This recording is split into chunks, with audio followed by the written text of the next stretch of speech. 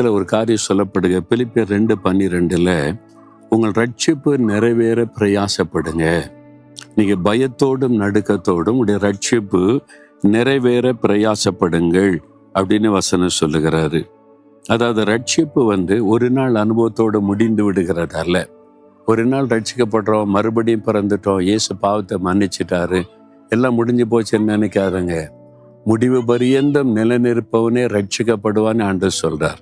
அப்போ முடிவு பரியந்தம் ரட்சிப்புல நிலைச்சிருக்கணும், அதுல பிரயாசப்படணும். உன்னுடைய ரட்சிப்பு நிறைவேறுவதற்கு பிரயாசம். அதுக்கு என்ன பண்ணணும்? அதுக்கு தான் வேதத்தை தியானிக்கிறது, ஜெபிக்கிறது, சுவிசேஷத்தை அறிவிக்கிறது, சாட்சி சொல்லுவது. இதெல்லாம் செய்ய செய்ய செய்ய நம்முடைய ரட்சிப்புக்கு ஒரு பாதுகாப்பு உண்டாகும்.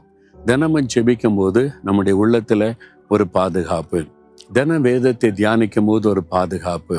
அப்போ நீங்க இயேசு